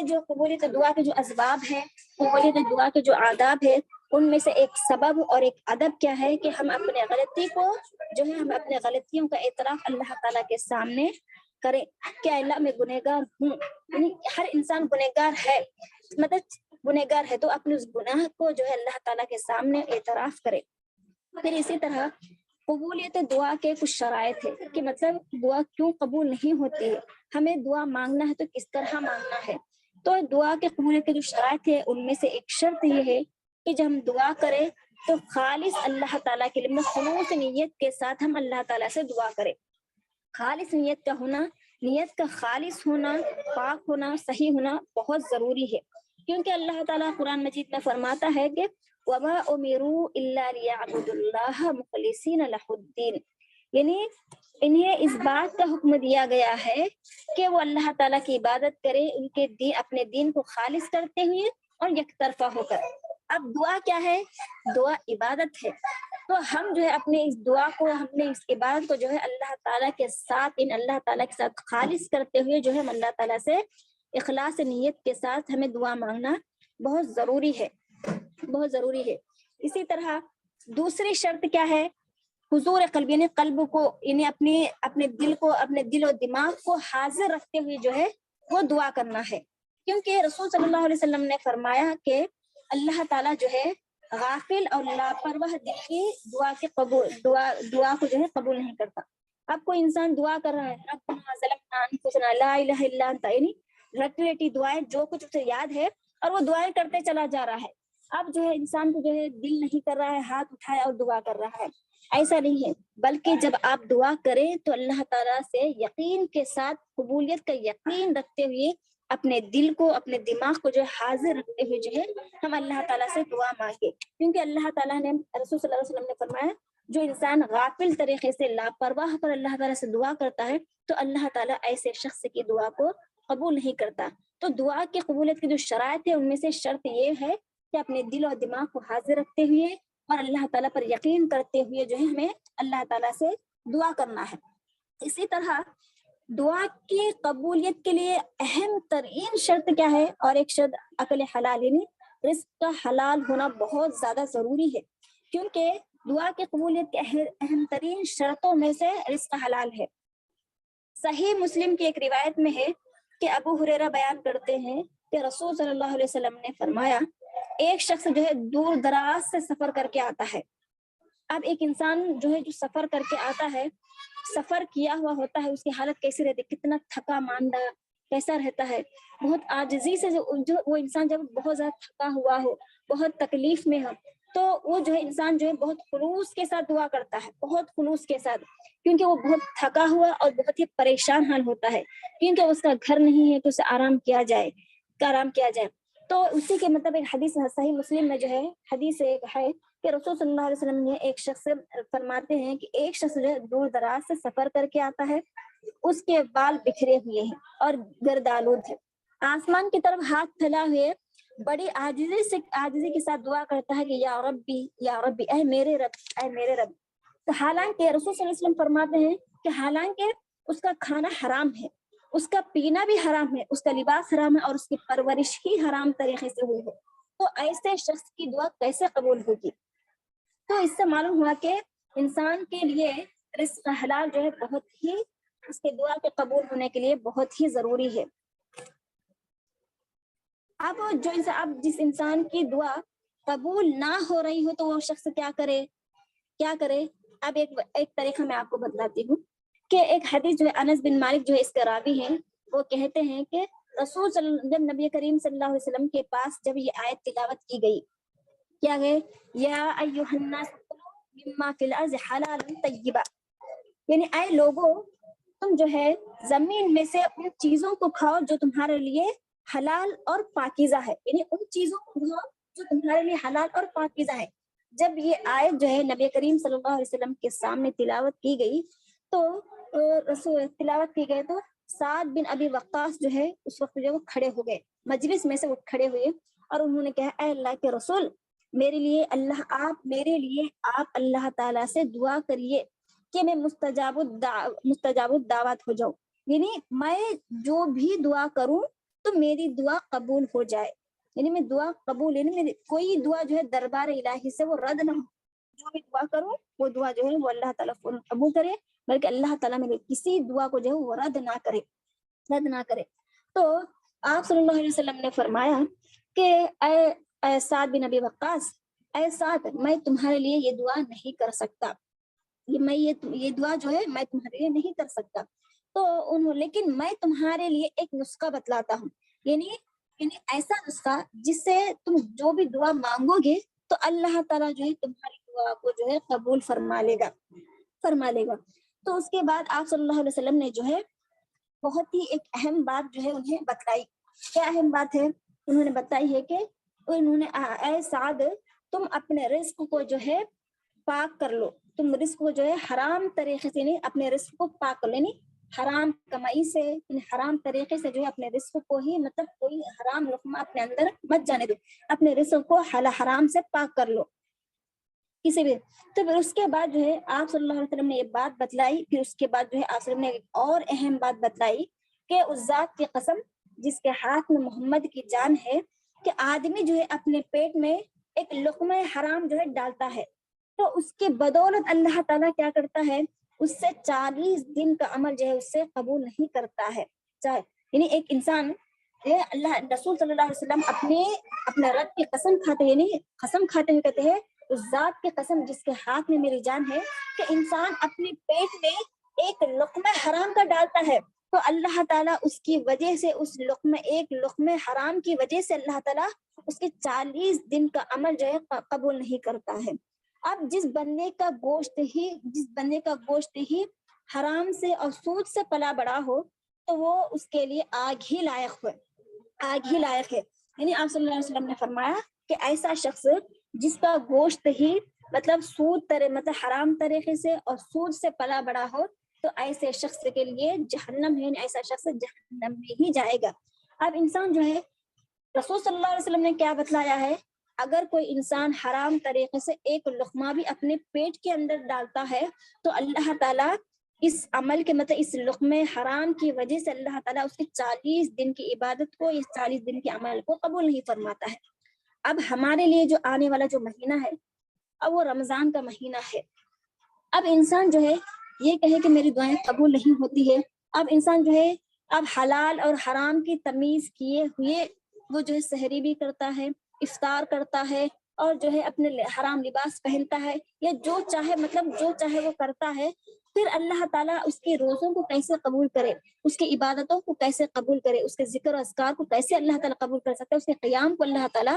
کیسے قبول کر سکتا ہے۔ تو انسان کو چاہیے کہ وہ اپنے رزق کو جو ہے حرام طریقے سے، یعنی اپنے رزق کو جو پاک کر لے، چاہے وہ سود کے ذریعے ہو یا حرام طریقے سے کمانے، یعنی حرام طریقے سے جتنی بھی کمائی کے ذریعے ہے، حرام طریقے سے جو ہے اپنے رزق کو جو ہے حرام طریقے سے کمانے سے اپنے رزق کو جو ہے پاک کر لے۔ کیونکہ رسول صلی اللہ علیہ وسلم نے اپنے اللہ تعالیٰ کے اپنے قسم کھا کر کہتے ہیں، قسم کھا کر آپ صلی اللہ علیہ وسلم نے فرمایا کہ ایسا شخص جس کا جو ایک لقمے کی وجہ سے اللہ تعالیٰ اس کے 40 دن کی عبادت کو قبول نہیں کرتا، تو اللہ تعالیٰ اس شخص کی عبادت کو کیسے قبول کر سکتا ہے جس کا جو ہے رزق ہے، جس کا جسم ہی جو ہے حرام طریقے سے پلا بڑا ہو۔ تو اللہ کے رسول صلی اللہ علیہ وسلم فرماتے ہیں ایسے شخص کے لیے اس کا ٹھکانہ جو ہے ڈائریکٹ جو ہے وہ جہنم ہے۔ اب جو ہے انسان، اب وہ کچھ لوگ ایسے ہو سکتے ہیں کہ مطلب کوئی حرام طریقے سے حاصل کر رہے ہوں، کوئی سود لے رہا ہو، یا کوئی حرام طریقے سے مطلب رزق کو حاصل کر رہا ہو، تو اب وہ کیا کرے؟ تو ایسے شخص میں وہ انسان جو ہے اس گناہ سے جو ہے وہ اللہ تعالیٰ سے معافی مانگے، کیونکہ اللہ تعالیٰ جو ہے نبی کریم صلی اللہ علیہ وسلم نے فرمایا کہ بہترین خطا کار وہ ہے بہترین خطا کار وہ ہے جسے اپنے غلطی کا احساس ہو تو وہ اللہ تعالیٰ کے سامنے اپنے غلطی کا اعتراف کرے، اللہ تعالیٰ سے معافی مانگ لے، تو اللہ تعالیٰ اس کے گناہوں کو بخشنے والا ہے۔ تو دعا جو ہے ضرور قبول ہوگی، لیکن اس میں جو ہے ضروری ہے کہ انسان کو جو ہے وہ لقمے حرام سے، یعنی حلال رزق کو لقمے حرام سے بچے، حلال رزق کو اپنائے، حلال طریقے سے، چاہے وہ لباس ہو، چاہے وہ کھانا پینا ہو، چاہے اس کی زندگی کسی بھی طرح سے ہو، تو اپنی زندگی کو، اپنے رزق کو جو ہے وہ حلال طریقے سے کمانے اور اپنی زندگی کو حرام طریقے سے جینے سے اپنے آپ کو بچائے۔ یہ دعا کی قبولیت کے سب سے اہم ترین شرطوں میں سے ایک شرط ہے دعا کے قبول ہونے کے لیے۔ پھر اسی طرح حدیث میں آتا ہے کہ اب انسان کو جو ہے دعا کے، اب انسان جو ہے ہر وقت جب دعا کرتا ہے تو اللہ تعالیٰ ہر وقت انسان کی جو ہے دعا کو اللہ تعالیٰ قبول فرماتا ہے۔ دعا کرنے کے لیے کوئی بھی وقت مقرر نہیں ہے، جیسا کہ ہم نماز کے لیے ایک وقت مقرر ہے کہ جیسے ہم جب ممنوع اوقات میں سے نہ ہو تو ہم جو ہے اس وقت ہم نماز کو ادا کر سکتے ہیں۔ اب جو ہے ہر عبادت کا ایک مقررہ وقت ہو سکتا ہے، لیکن دعا ایک ایسی عبادت ہے کہ ہم اسے جو ہے اٹھتے بیٹھتے لیٹتے مطلب ہر وقت ہم دعا کر سکتے ہیں۔ لیکن اب اللہ تعالیٰ ہر وقت دعا، انسان کی ہر وقت کی گئی دعا کو قبول فرماتا ہے، لیکن اللہ تعالیٰ نے ان اوقات میں سے لیکن بعض اوقات ایسے رکھے ہیں جن میں جو انسان جب دعا کرتا ہے تو اللہ تعالیٰ جو فوراً اس کی دعا کو اللہ تعالیٰ قبول فرماتا ہے۔ اب ان میں سے جو افضل اوقات جو ہے کیا ہے جن میں اللہ تعالیٰ انسان کی دعا کو قبول فرماتا ہے، وہ رات کے آخری حصے میں اٹھ کر اللہ تعالیٰ سے دعا کرنا۔ رسول صلی اللہ علیہ وسلم نے فرمایا کہ اللہ تعالیٰ جو ہے جب رات کا آخری تہائی حصہ باقی رہتا ہے تو اللہ تعالیٰ آسمانی دنیا پر نازل ہوتا ہے اور کہتا ہے اور پوچھتا ہے کہ کون ہے جو مجھ سے دعا کرے تو میں اس کی دعا کو قبول کروں، کون ہے جو مجھ سے مانگے تو میں اسے دوں، اور کون ہے جو مجھ سے بخشش طلب کرے تو میں اس کی دعا کو بخشش طلب کرے تو میں اس کو بخش دوں۔ تو یہ جو ہے انسان کو جو ہے سب سے افضل وقت جو ہے کیا بتلایا گیا ہے، افضل اوقات میں سے سب سے بہترین وقت جو ہے وہ تہجد کا وقت ہے، کیونکہ اللہ تعالیٰ اس وقت جو ہے آسمان دنیا پر نازل ہوتا ہے اور اللہ تعالیٰ سے جو بھی مانگا جائے اس وقت اللہ تعالیٰ اسے عطا فرماتے ہیں، چاہے وہ انسان اس وقت اٹھ کر نماز کو نہ پڑھے، لیکن اگر وہ دعا بھی کرے تو اللہ تعالیٰ اس کی دعا کو قبول فرماتا ہے۔ اسی طرح اذان اور اقامت کے درمیان دعا کرنا، تو اذان اور اقامت کے بیان کرنا بھی جو ہے دعا کی قبولیت کے اوقات میں سے، دعا کے افضل اوقات میں سے ہے۔ رسول صلی اللہ علیہ وسلم نے فرمایا الدعاء لا يرد بین الاذان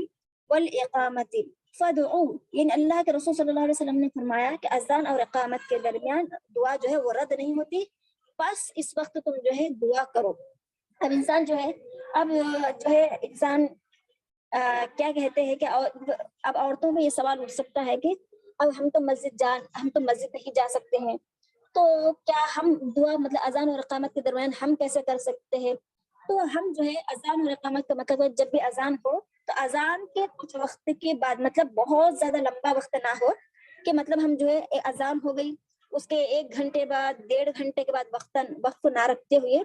کچھ وقت کو مطلب 10-15 منٹ 20 منٹ کا وقت جو ہے مقرر کر لے اذان اور جو ہے اقامت، یعنی نماز کے درمیان جب ہم نماز کے لیے جب کھڑے ہوتے وہ اقامت ہے، تو اذان اور اقامت کے 10-15 منٹ 20 منٹ کا جو وقت جو ہے اس کو ہم مقرر کر لیں۔ اذان کے اس وقت کے بعد جو ہم جب نماز پڑھے تو اس وقت جو بھی ہم دعا کرتے ہیں تو اللہ تعالیٰ اس وقت ہماری دعا کو قبول فرمائے گا۔ اسی طرح جو ہے سجدے کی حالت میں دعا کرنا، تو جو سجدے کی جو حالت ہے اس وقت میں جو ہے جب ہم اللہ تعالیٰ سے دعا کرتے ہیں تو اللہ تعالیٰ جو ہے ہماری دعا کو قبول فرماتا ہے، کیونکہ رسول صلی اللہ علیہ وسلم نے فرمایا کہ انسان سب سے زیادہ قریب سجدے کی حالت میں ہوتا ہے، تو انسان کو چاہیے کہ اس حالت میں زیادہ سے زیادہ اللہ تعالیٰ سے دعا کرے۔ اور ایک وقت جو ہے جمعہ کے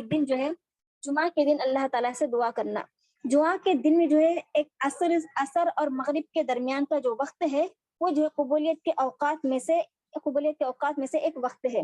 کہ مطلب اس وقت ایک ایسی گھڑی ہے، حدیث میں آتا ہے کہ عصر اور مغرب کے درمیان ایک ایسی گھڑی ہے، اس وقت انسان جو بھی اللہ تعالیٰ سے مانگے تو اللہ تعالیٰ جو ہے اس وقت اللہ تعالیٰ اس کی دعا کو فوراً قبول کرتا ہے، اللہ تعالیٰ اس کی دعا کو قبول فرماتا ہے، اسے فوراً وہ چیز عطا کرتا ہے۔ پھر اسی طرح بارش کے نازل ہوتے وقت دعا کرنا، بارش کے نازل ہوتے وقت کی دعا کرنا ایک ہے، بارش جو ہے اللہ تعالیٰ کی رحمت ہے اور اللہ تعالیٰ کا جو ہے فضل ہے انسانوں پر، مطلب بارش کے بغیر انسان کی زندگی، پانی کے بغیر انسان کی زندگی ناممکن ہے، تو بارش کا نازل ہونا یہ اللہ تعالیٰ کا اپنے بندوں پر فضل و کرم ہے اور اللہ تعالیٰ کی رحمت ہے، تو اللہ تعالیٰ کے رحمت کے نازل ہوتے وقت بھی دعا کرنا یہ بھی قبولیت اوقات میں سے، وقتوں میں سے ایک بہترین وقت کو بتلایا گیا ہے۔ اسی طرح جب ہم سفر کی حالت میں ہو، اب کچھ حالتیں بھی ہیں، کچھ حالتیں کیسی ہے، جب اس حالت میں ہم اللہ تعالیٰ سے دعا کریں تو اللہ تعالیٰ اس حالت میں بھی ہماری دعا کو قبول فرماتا ہے۔ ان میں سے ایک وقت کیا ہے، جب ہم سفر کر رہے ہو یا جب ہم مسافر ہو تو اللہ تعالیٰ مسافر کی دعا کو جو ہے رد نہیں کرتا۔ اسی طرح اللہ تعالیٰ جو ہے، اسی طرح اور بھی جو ہے اللہ تعالیٰ نے کچھ ایسے لوگ ہیں جو اللہ تعالیٰ سے جب دعا کرتے ہیں تو اللہ تعالیٰ جو ہے دعا کو قبول نہیں، اللہ تعالیٰ ان کی دعا کو رد نہیں کرتا۔ ان میں سے ایک شخص جو ہے حدیث میں آتا ہے کہ ایک عادل بادشاہ، ایک عادل حکمراں اگر وہ دعا کرتا ہے تو اللہ تعالیٰ اس کی دعا کو رد نہیں کرتا۔ اسی طرح ایک وہ شخص جو روزے کی حالت میں ہو تو اللہ تعالیٰ روزے دار کی دعا کو جو ہے وہ قبول فرماتا ہے۔ اب جو ہے افطار کا وقت بھی بتلایا گیا ہے کہ جب انسان جو ہے جب افطار کا وقت ہوتا ہے، جب اس وقت اللہ تعالیٰ سے دعا کرتا ہے تو اللہ تعالیٰ اس کی دعا کو قبول فرماتا ہے۔ تو انسان یہ نہ سمجھے کہ جب روزے دار ہو تو اللہ تعالیٰ افطار کے وقت ہی دعا قبول فرماتا، ایسا نہیں ہے، افطار کا وقت بھی ہے اور انسان جب روزہ رکھتا ہے تو اللہ تعالیٰ روزے دار کی دعا کو بھی وہ قبول، یعنی روزے دار کی دعا کو بھی اللہ تعالیٰ رد نہیں کرتا، اللہ تعالیٰ روزے دار کی دعا کو بھی قبول فرماتا ہے۔ جیسے ہم سحری کریں تو ہمارا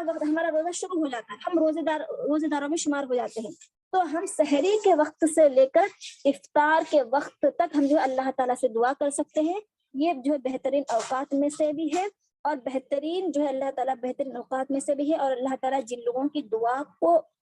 جو قبول کرنے کا وعدہ فرمایا ہے اس میں سے ایک شخص جو ہے مسافر، ایک شخص جو ہے روزے دار ہے۔ اسی طرح اللہ تعالیٰ جو مظلوم ہے، جو مجبور ہے، اللہ تعالیٰ ایسے شخص کی دعا کو بھی اللہ تعالیٰ قبول فرماتا ہے۔ اسی طرح حدیث میں آتا ہے کہ جو شخص یہ چاہتا ہے کہ اللہ تعالیٰ اس کی دعا کو جو ہے مصیبت کے وقت جو ہے اللہ تعالیٰ قبول کرے تو اس شخص کو چاہیے کہ وہ اللہ تعالیٰ سے جب وہ خوشحالی میں ہو، جب وہ خوشی کے حالت میں ہو، خوشحال زندگی وہ جب گزار رہا تو اللہ تعالیٰ سے وہ زیادہ دعا کرے۔ یعنی جو انسان خوشحالی میں اللہ تعالیٰ سے زیادہ دعائیں کرتا ہے تو اللہ تعالیٰ ایسے شخص کی دعا جب وہ مصیبت میں پڑ جاتا ہے، جب اللہ تعالیٰ مصیبت کی جب وہ دعا کرتا ہے تو اللہ تعالیٰ ایسے مصیبت زدہ شخص کی دعا کو بھی بہت جلد قبول فرماتا ہے۔ یعنی وہ انسان ایسا نہیں ہے کہ مصیبت آئی تو ہی وہ اللہ تعالیٰ سے دعا کر رہا ہے، ایسا نہیں، بلکہ وہ اللہ تعالیٰ سے جو خوشحالی میں بھی دعا کرتا ہے اور جو ہے وہ जब इंसान को जब तंग दस्ती आ जाए, जब उस पर मुसीबत आए, इस वक्त भी अल्लाह ताला से दुआ करता है। अल्लाह ताला इसकी बदौलत, तंग दस्ती में खुशहाली में दुआ करने की बदौलत, जब वो खुशहाली में जब दुआ करता है तो अल्लाह ताला खुशहाली में तंग दस्ती के वक्त अल्लाह ताला उसकी दुआ को कबूल फरमाता है। फिर इसी तरह जो है वालिदैन की दुआ जो है अपने औलाद के लिए, क्योंकि जब हम अपने औलाद को जो है, इंसान की दुआ मतलब इंसान को जो है, इंसान वालिदैन जो है इस दुनिया से चले जाते हैं, लेकिन वालिदैन जो अपनी औलाद के लिए जो दुआएं करते हैं, इंसान के मरने के बाद भी वालिदैन की दुआएं उनके पीछा नहीं छोड़ती, यानी उनकी दुआएं, वालिदैन की दुआएं अपने औलाद के हक में जो है वो काम आती है। तो इसीलिए क्या बताया, फिर इसी तरह हम जो माँ बाप इसी तरह अपने औलाद का जो है अपने वालिदैन के लिए दुआ करना। अभी जो है रसूल सल्लल्लाहु अलैहि वसल्लम ने फरमाया कि इंसान जो है जो भी नेकी करता है, तो इंसान की औलाद जो भी नेकी करे उसका फायदा, चाहे कोई भी नेकी का काम करे तो उसका फायदा बराबर जो है वो उनके वालिदैन को मिलता है। चाहे वो इसमें जो है उसकी नियत करे, मतलब वालिदैन की इसमें नियत करे, जब वो सदका खैरात करे उसमें अल्लाह ताला ने वालिदैन के लिए नियत करे या ना करे, लेकिन अल्लाह ताला ने क्या कहा है, रसूल सल्लल्लाहु अलैहि वसल्लम ने फरमाया है कि औलाद जो है वालिदैन का माल है, यानी औलाद को जो है अल्लाह ताला ने वालिदैन का माल करार दिया है। तो इंसान जो है उस वक्त जो भी दुआ करे या जो भी नेकी का काम करे, उसका सवाब जो है इंसान को जो है मरने के बाद वालिदैन को जो है मिलता रहता है। इसी तरह मैंने एक हदीस अभी मतलब बयान की थी कि जब इंसान का जो अचानक जो है उसका दर्जा बुलंद होता है, तो इंसान कहता है कि अल्लाह मेरा अचानक, मतलब मेरी तो ऐसी कोई ऐसी नेकी नहीं है, तो अचानक मेरा कैसा दर्जा बुलंद हुआ है। तो अल्लाह ताला कहता है कि ये तेरे औलाद की तेरे लिए मग़फ़िरत करने की वजह से अचानक तेरा जो है दर्जा बुलंद कर दिया गया है। तो इंसान जो है अपने वालिदैन के लिए, जो औलाद जो अपने वालिदैन के लिए दुआ करते रहेंगे तो अल्लाह ताला उनके गुनाहों को बख्शता रहेगा, और उस गुनाहों के बख्शिश की वजह से अल्लाह ताला उनके दर्जात को भी बुलंद करता रहेगा, यानी उसके दर्जात में बुलंद होगी। तो दुआ के जो है अल्लाह ताला किन लोगों की दुआ को कबूल फरमाता है, एक अल्लाह ताला मजलूम की दुआ को कबूल फरमाता है, वालिदैन की दुआ जो है अपने औलाद के हक में, और औलाद की दुआ अपने वालिदैन के हक में, और जो मजलूम है जिस पर जुल्म किया गया है, ऐसा जालिम, मतलब ऐसे मजलूम शख्स अगर किसी जालिम शख्स पर के लिए दुआ करे तो अल्लाह ताला और उसके दरमियान जो है कोई आड़ नहीं, अल्लाह ताला फौरन जो है उसकी दुआ को जो है फौरन कबूल फरमाता है। इसी तरह कोई इंसान अपने जो है अपने गैर हाजिर भाई के लिए जब दुआ करे, मतलब हमारे सामने मौजूद नहीं है, या हम किसी बहन के लिए, किसी भाई के लिए, अपने माँ बाप के लिए, हम इस दुनिया में मतलब जो मौजूद है उसके लिए, या जो इस दुनिया में नहीं है चला गया है उसके लिए, हम उसके गैर मौजूदगी हम अल्लाह ताला से दुआ करें तो अल्लाह ताला ऐसे शख्स की भी दुआ उनके हक में जो है कबूल फरमाता है। इसके अलावा जो है ऐसे बहुत से मतलब जो है, इसी तरह हम जब क्या है, जब हम आमीन कहते हैं, तो जब सूरह फातिहा पढ़कर जब हम आमीन कहते हैं, जब आमीन कहता है इमाम, तो हम उस वक्त हम जो भी दुआ करें तो अल्लाह ताला उस वक्त भी हमारी दुआ को कबूल फरमाता है। इसी तरह हम जब सजदा करते हैं, इसी तरह हम जब हम जब हम जो है तहज्जुद कि हम क्या है इसमें बैठ जब हम तशहुद के लिए बैठते हैं, तो तशहुद के बाद जब हम क्या करते हैं, जब हम तशहुद की दुआ पढ़ते हैं, फिर इसके बाद हम दरूद शरीफ पढ़ते हैं। दरूद शरीफ पढ़ने के बाद हम जो भी सलाम फेरने से पहले जो भी अल्लाह ताला से दुआ मांगी जाए, तो अल्लाह ताला जो है उसकी दुआ को जो है जरूर अल्लाह ताला कबूल फरमाता है। अब इसी तरह इंसान ये समझता है कि मैं दुआ करता हूँ, लेकिन अल्लाह ताला हमारी दुआ को जो है वो कबूल नहीं फरमाता है। तो मेरे दीनी बहनों और माओ, एक बात जरूर अपने जहन में बिठा लें कि अल्लाह ताला जब भी हम अल्लाह ताला से दुआ करते हैं तो अल्लाह ताला जरूर हमारी दुआ को कबूल फरमाता है, जरूर कबूल फरमाता है। लेकिन उसमें जो हम जब दुआ मांगे तो उसमें जो है हमारी दुआ गुनाह पर मुश्तमिल नहीं होना चाहिए, यानी जब हम दुआ करें तो हमारी दुआ गुनाह पर मुश्तमिल नहीं होना चाहिए। इसी तरह हमारी दुआ जो है किसी मतलब हमारे रिश्तेदारी को तोड़ने के लिए नहीं होना चाहिए, यानी किसी दुआ में हम गुनाह को नहीं मांगना चाहिए, गुनाह के लिए दुआ नहीं करना चाहिए कि अरे अल्लाह तुझे फला गुनाह में करना चाहता हूँ तो उसमें मेरी मदद फरमा दे। यानी कोई भी ऐसा गुनाह जो गुनाह का काम है, इस्लाम ने जिसे गुनाह का काम करार दिया है, अगरचे वो आपके सामने सही क्यों ना हो, तो अल्लाह मैं उनको मारना चाहती हूँ, अल्लाह मैं उसके साथ मतलब मैं तकलीफ देना चाहती हूँ, कोई भी ऐसी चीज जिसमें जो है मासियत पर गुनाह पर डिपेंड हो, ऐसी दुआ जो है अल्लाह ताला कबूल नहीं फरमाता। इसी तरह जब رشتے داری توڑنے والی جب دعا ہے تو رشتے داری توڑنے والی جو دعا ہے تو اللہ تعالیٰ ایسے شخص کی دعا کو بھی اللہ تعالیٰ قبول نہیں فرماتا ہے،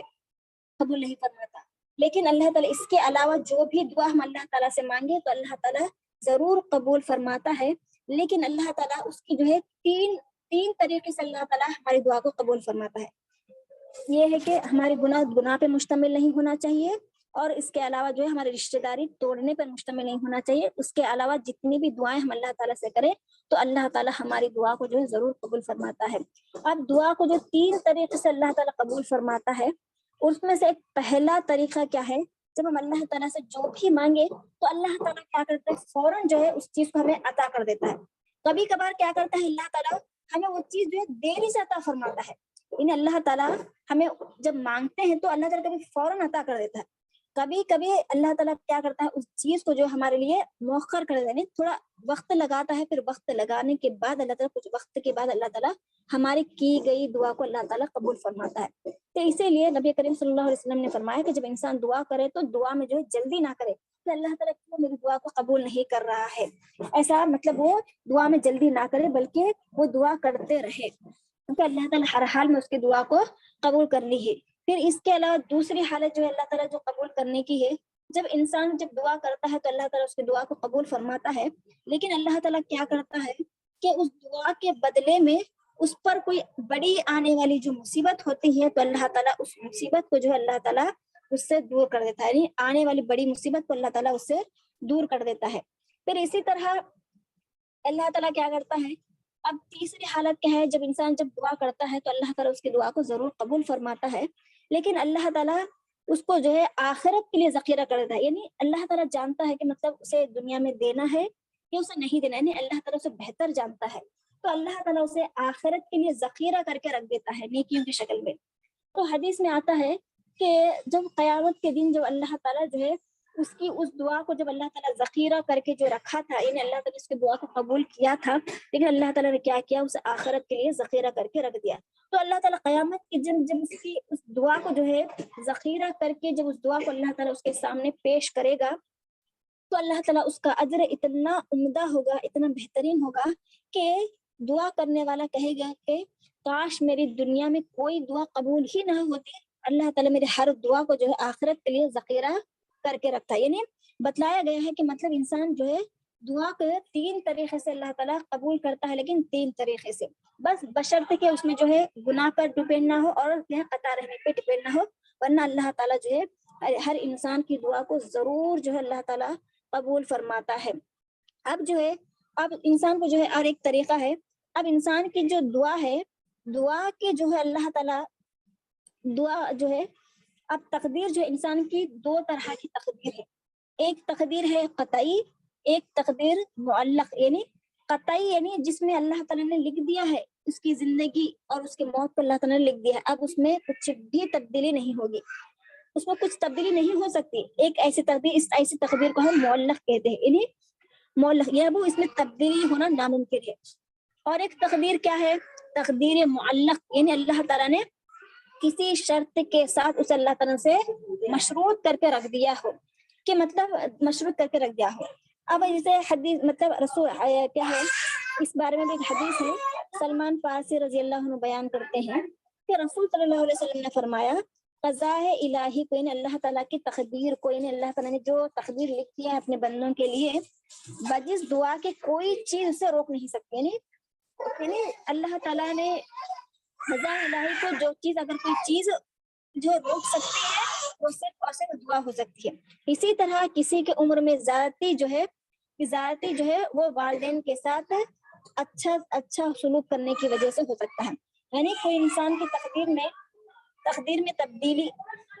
تبدیلی ہے اور اس کے عمر میں اضافہ ہونا ہے، تو یہ 2 چیزیں جو ہے انسان کو حاصل ہونا ہے، تو یہ 2 چیزیں جو ہے انسان کو 2 چیزوں سے حاصل ہوتی ہے، ایک تو دعا کی وجہ سے اور ایک تو جو ہے والدین کے ساتھ اس نے سلوک کرنے کی وجہ سے۔ ان 2 یعنی والدین کے ساتھ دعا، والدین کے ساتھ نیکی کا سلوک کرنا اور دعا مانگنا، یہ 2 ایسے طریقے ہیں جس کے ذریعے اللہ تعالیٰ ہماری تقدیر میں جو ہے جو تقدیر معلق ہے تو اللہ تعالیٰ سے مشروط کر کے رکھا ہے کہ ہمارے فلاں ہم نیکی کریں گے تو اللہ تعالیٰ ہمارے فلاں نیکی کے ذریعے یا ہماری فلاں دعا کے ذریعے یا فلاں ہماری صدقہ و خیرات کے ذریعے یا فلاں ہماری کسی بھی نیکی کے ذریعے اللہ تعالیٰ کیا کرے گا، اس تقدیر معلق کو جو ہے اللہ تعالیٰ کیا کرے گا، بدلا دے. یعنی آنے والے بلا ہو یا آنے والی مصیبت کو اللہ تعالیٰ اس کے ذریعے، اللہ تعالیٰ دعا کے ذریعے یا والدین کے ساتھ حسن سلوک کے ذریعے کسی بھی طرح سے اللہ تعالیٰ ہماری تقدیر کو بدل دے گا. اب آنے والے جو رمضان کا جو مہینہ ہے، وہ جو رمضان کا مہینہ ہے ہمارے لیے جو ہے بہترین مہینہ ہے، جس میں جو دعا کی جو ہے بہت زیادہ فضیلت ہے. اللہ تعالیٰ جو ہے اللہ تعالیٰ جو قرآن مجید کی جو آیت نازل فرمائی ہے کہ وَإِذَا سَأَلَكَ عِبَادِي أَنِّي فَإِنِّي قَرِيبٌ أُجِيبُ دَعْوَةَ الدَّاعِ إِذَا دَعَانِ. تو یہ جو آیت ہے یہ سورہ بقرہ کی 186 آیت ہے. تو اللہ تعالیٰ نے اس آیت کو جو ہے، جب اللہ تعالیٰ رمضان کے آپ سورہ بقرہ میں دیکھیں گے تو اس آیت سے پہلے ہم آیت کو دیکھیں گے تو آپ رمضان کا، یعنی اللہ تعالیٰ رمضان کے مسائل کو بیان کر رہا ہے. پھر اس کے بعد اس آیت کے بعد بھی آپ دیکھیں گے تو اللہ تعالیٰ رمضان کے مسائل کے درمیان اللہ تعالیٰ نے جو ہے اس آیت کو نازل فرمایا ہے. تو اس حدیث سے ہمیں اس آیت سے ہمیں یہ معلوم ہوتا ہے کہ جو ہے رمضان کے مہینے میں جو دعا کی جو اہمیت ہے وہ بہت زیادہ ہے. اس لیے کہ رمضان کے مہینے میں جو ہے ہمیں گڑ گڑا کر اللہ تعالیٰ سے دعا کرنا چاہیے، کیونکہ اللہ تعالیٰ جو ہے یہ دعا کے رمضان کا جو مہینہ ہے قبولیت کا ہی وقت ہے. پورا رمضان دن اور رات جو ہم دیکھیں گے تو قبولیت کے اوقات میں سے ہے. اور جو ہے انسان جو ہے رمضان کے مہینے میں اپنے روزے کے ذریعے، اپنے عبادتوں کے ذریعے، اپنے تہجد کے ذریعے، اپنے گناہوں سے بچنے کے ذریعے اللہ تعالیٰ کے جو ہے وہ بہت زیادہ قریب ہو جاتا ہے. اسی لیے اللہ تعالیٰ نے رمضان کی اہمیت کے، رمضان کے مسائل کے درمیان اللہ تعالیٰ نے اس آیت کو نازل کر کے یہ بتلانا مقصد ہے کہ دعا جو ہے رمضان میں جو کی گئی دعا کو اللہ تعالیٰ رد نہیں کرتا. اور خاص کر جو کیا ہے، خاص کر جو ہے یہ لیلۃ القدر میں جو اللہ تعالیٰ انسان جب دعا کرتا ہے تو اللہ تعالیٰ اس کے دعا کو جو ہے اللہ تعالیٰ قبول فرماتا ہے. اللہ تعالیٰ کسی بھی طرح اس کو جو ہے رمضان کے مہینے میں کی گئی دعا کو اللہ تعالیٰ رد نہیں کرتا ہے. تو ہمیں چاہیے کہ ان دنوں میں جو ہے ہم اللہ تعالیٰ سے زیادہ سے زیادہ جو ہے ہم دعا کریں. اور یہ دعا میں کثرت جو ہے، ہم دعا میں جو رمضان کے مہینے میں کثرت کرنا چاہیے، زیادہ سے زیادہ دعا کرنا چاہیے، یہ مستحب عمل ہے. اور زیادہ سے زیادہ رمضان کے آخری عشرے میں جو ہے ہم زیادہ سے زیادہ دعا کرنا چاہیے، اور خاص کر طاق راتوں میں جو ہے دعا کرنا زیادہ مستحب ہے. کیونکہ اللہ تعالیٰ کے رسول صلی اللہ علیہ وسلم نے جب طاق راتوں کے لیے آپ صلی اللہ علیہ وسلم نے خاص کر ایک دعا سکھلائی ہے. جب حضرت عائشہ نے نبی کریم صلی اللہ علیہ وسلم سے جو ہے سوال کیا، اے اللہ کے رسول، اگر میں جو ہے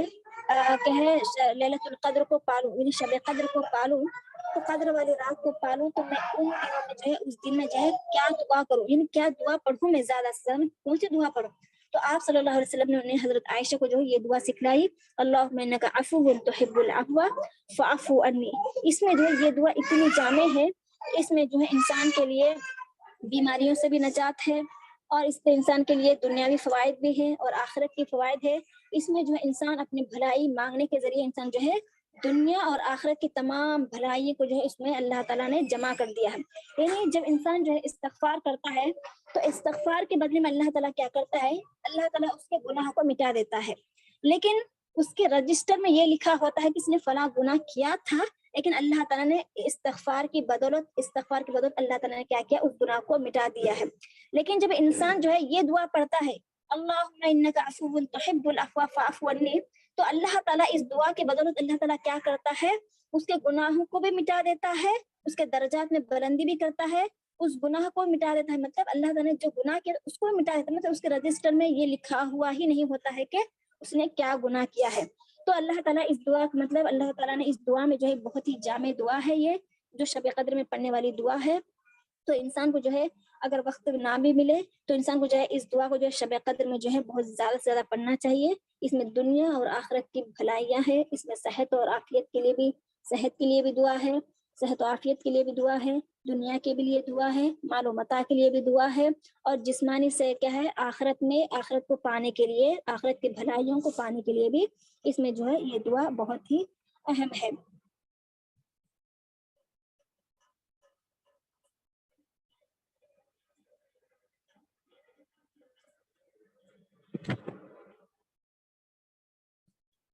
تو آخر میں اللہ رب العزت سے دعا کرتے ہوں کہ اللہ تعالیٰ ہم تمام لوگوں کو رمضان کے مہینے کو پانے والوں میں سے، رمضان کی فضیلتوں کو پانے والوں میں سے، شب قدر کی فضیلتوں کو پانے والوں میں سے بنائے۔ اور آنے والا رمضان ہمارے لیے مصیبتوں کو ٹالنے والا، مصیبتوں کو ختم کرنے والا بنائے۔ اللہ تعالیٰ ہمارے لیے یہ جو رمضان کا جو مہینہ ہے فضیلتوں والا بنائے۔ ہم میں سے جو بھی بیمار ہے اللہ تعالیٰ ان تمام لوگوں کو اللہ تعالیٰ شفائے کاملہ اور عاجلہ عطا فرمائے۔ جو بھی پریشان حال ہے اللہ تعالیٰ ان تمام کی پریشانیوں کو دور فرمائے۔ اور جس کی جو بھی جائز خواہشات ہیں اللہ تعالیٰ ان کے تمام جائز خواہشات کو اللہ تعالیٰ قبول فرمائے۔ جو بھی بیمار ہے اللہ تعالیٰ انہیں صحت کاملہ اور عاجلہ عطا فرمائے۔ جن کی بھی اولاد نافرمان ہے اللہ تعالیٰ ان کے اولاد کو جو ہے نیک اور فرما بردار بنائے اور ان کے لیے جو ہے صدقہ جاریہ بنائے، اور ہمیں اللہ تعالیٰ اپنے والدین کے لیے صدقہ جاریہ بنائے۔ آمین ثم آمین۔ ربنا تقبل منا انک انت السمیع العلیم وتب علینا انک انت التواب الرحیم۔ کسی کا کچھ سوال ہے تو آپ